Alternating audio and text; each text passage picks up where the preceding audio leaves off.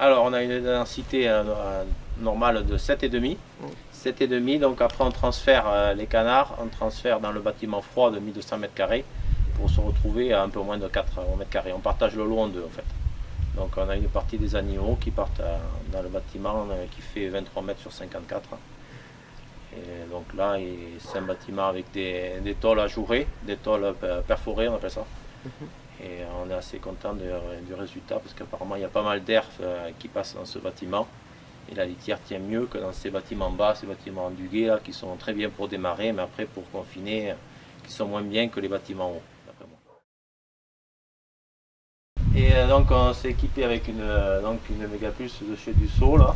Et on a aussi une pailleuse qui broie la paille pour cette Megaplus parce qu'on n'a pas voulu acheter de la paille broyée toute l'année.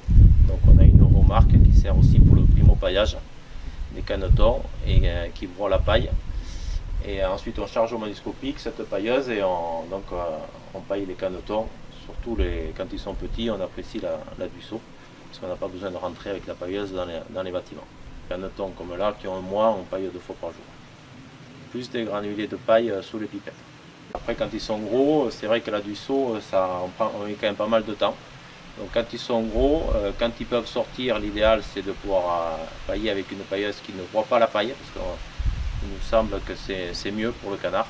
Et la paille absorbe mieux. Quand ils sont petits, c'est mieux qu'elle soit broyée, mais quand ils sont gros, il nous semble que c'est mieux qu'elle soit non broyée. Et donc après on paille avec une pailleuse bovin quand on peut y rentrer. Voilà. Donc quand les canards sont dehors, c'est idéal, mais en période de grippe aviaire, l'idéal c'est quand même de rester à l'extérieur du bâtiment avec le matériel, donc c'est quand même la Dussault la mieux pour ça.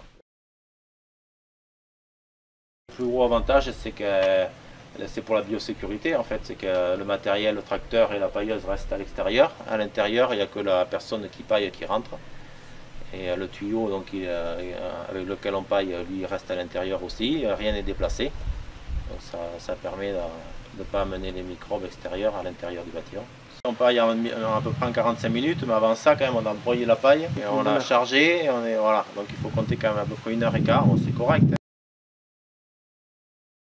L'inconvénient, c'est son coût par rapport à une autre pailleuse, hein, parce qu'on peut multiplier par 2 par rapport à une pailleuse classique, hein, en gros, quoi.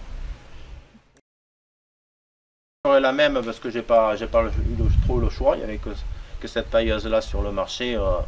Voilà, je ferai la même chose en espérant qu'après chez Dussault on puisse avoir des pailleuses qui nous broient la paille suivant ce qu'on a besoin, hein, qu'on puisse avoir une pailleuse qui nous broie carrément la paille, ça doit sortir en 2022.